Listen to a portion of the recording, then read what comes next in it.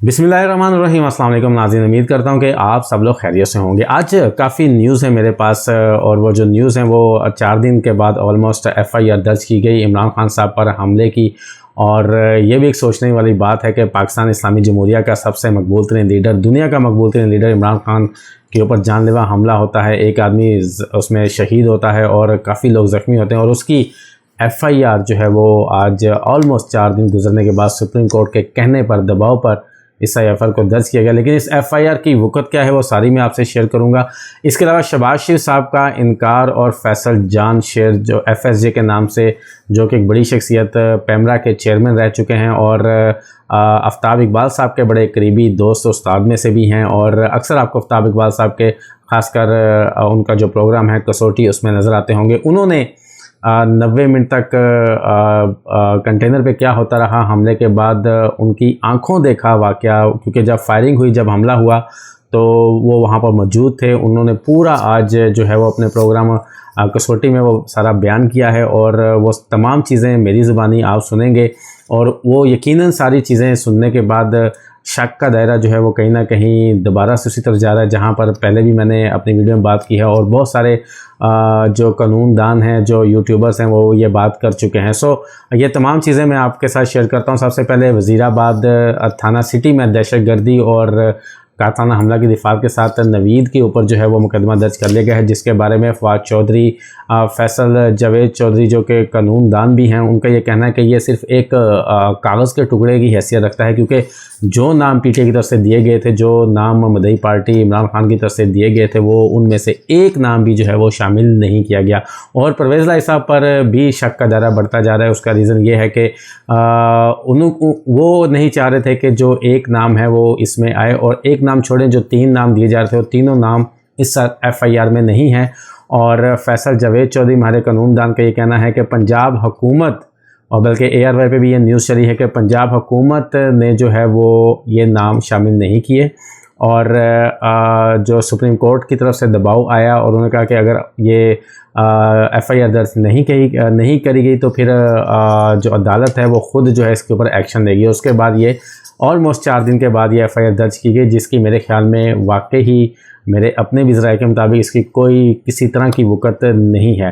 अब बात कर लेते हैं शहबाज शरीफ साहब की। तो शहबाज शरीफ साहब जो कि पाकिस्तान के इम्पोर्टेंट वज़ीर आज़म हैं, और उन्होंने ये कहा है कि इमरान खान के ऊपर जो हमला हुआ है उससे मेरा दूर दूर तक कोई ताल्लुक़ नहीं, और अगर साबित हो गया तो वही उनके पुराने जुमले जो हमेशा से हम प्रॉपर्टी के बारे में, करप्शन के बारे में और बाकी चीज़ों के बारे में सुनते हैं कि मैं, अगर मेरा कहीं भी कोई थोड़ा सा भी लिंक इसमें निकल आया तो मैं जो है वो सियासत छोड़ दूंगा, मैं ये कर दूंगा, मैं वो कर दूंगा, मैं जो फ़ैसला है अदालत का उसको मैं तस्लीम कर दूंगा। हालांकि हमें पास्ट में सारा मालूम है कि जब भी फ़ैसला इनके ख़िलाफ़ आया है तो इन्होंने कभी तस्लीम नहीं किया, बल्कि अदालतों पर हमला ही किया है, और जब इनके हक़ में है तो इन्होंने हमेशा उसकी तारीफ़ की है। तो ये भी दिन आ ही जाएगा।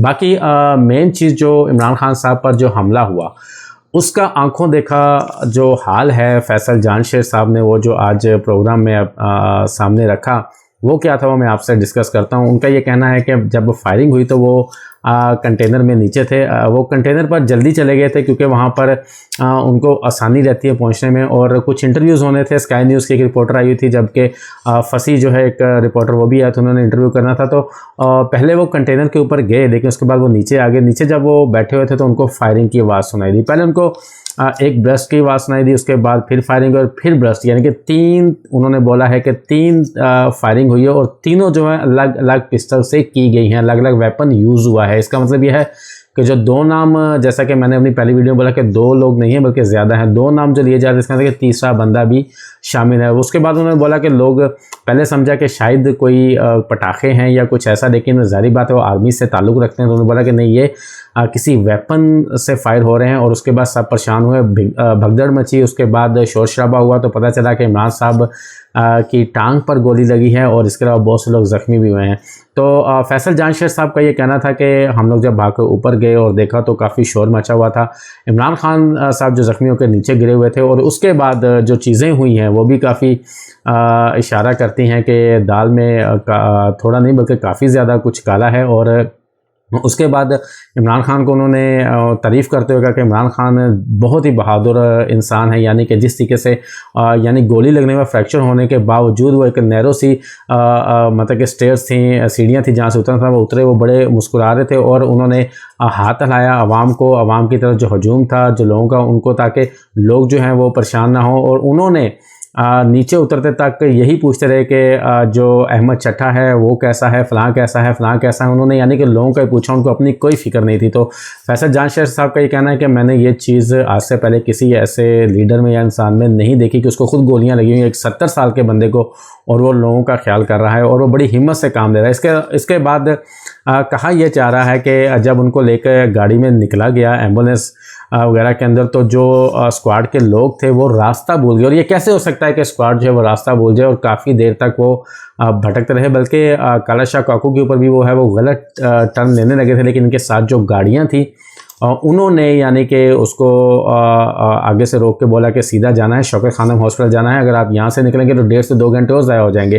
तो जानशेर साहब कहते हैं कि इससे यही लग रहा था कि शायद इनको जो है वो गलत रास्ता पर ले जा के या भटका के बाद में ये खबर चला दी जाती कि अस्पताल पहुंचने से पहले इमरान खान की जो है वो वफ़ात हो चुकी है। तो कहीं ना कहीं इसमें भी शक व शुबात पैदा होते हैं कि किस तरीके से स्क्वाड जो है वो रास्ता भूली और किस तरीके से वो इमरान खान को लेकर जो हॉस्पिटल देर से पहुंचे, घंटा डेढ़, वो भी क्यों पहुंचे, और मज़ीद अभी उन्होंने ताख़ीर करनी थी। इसके अलावा फैसल जानशेर साहब कह रहे हैं कि 90 मिनट तक हम लोग कंटेनर पे रहे और 90 मिनट तक पुलिस ने कुछ भी एविडेंस कलेक्ट करने की कोशिश नहीं की, ना ही उन्होंने सीन ऑफ क्राइम को नोट किया, ना ही कोई ऐसी चीज़ की, और बल्कि उनकी जो बॉडी लैंग्वेज थी वो भी शक व शुबात पैदा कर रहे थे। और इसके अलावा जो कंटेनर था जहाँ पे उसको होना चाहिए था वहाँ से उसको हिला के आगे ले जाया गया और उसकी जगह को चेंज किया गया। जहाँ से ये जो गोलियाँ लगी उसकी डायरेक्शन जो है वो ज़ाहिर बात है उसके बाद वो पता नहीं चल सकती कि डायरेक्शन किधर से जो गोली आई है, कहाँ से चलाई गई है।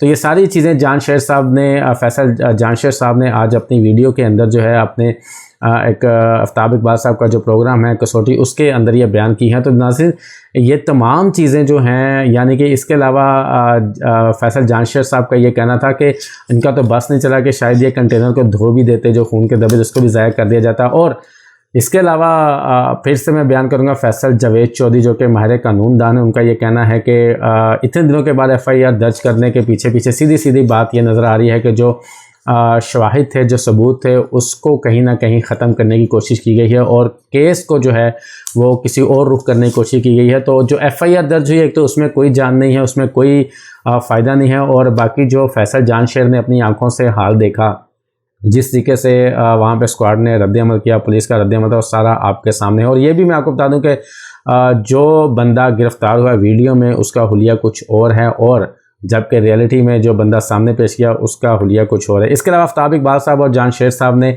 जो बयान रिकॉर्ड हुआ, इसके बारे में तो हम लोग भी कह चुके हैं कि वो बयान एक्चुअली उसकी बॉडी लैंग्वेज, उसके हुलिये से देख रहा कि ये बयान तब का नहीं है, बल्कि ये वाक़या हमला होने से पहले ही रिकॉर्ड कर दिया गया था और इसको किसी को फ़ोन के ऊपर सुनवाया भी जा रहा था। ये तो इमरान रियाज साहब भी बता चुके हैं, बहुत सारे जो एनालिसिस करते हैं वो सारे आपको बता चुके हैं। तो ये आज की वीडियो थी नाज़रीन, और जाने से पहले मैं आप लोगों से रिक्वेस्ट करूँगा प्लीज़ मेरे चैनल को सब्सक्राइब ज़रूर करें। राना इरफान को इजाज़त दीजिए, नई अपडेट के लिए इंशाल्लाह फिर हाजिर होऊंगा। पाकिस्तान को अल्लाह पाक सदा सलामत रखे और हम सब को सदा सलामत रखें। राना इरफान को इजाज़त दीजिए, अल्लाह हाफिज़।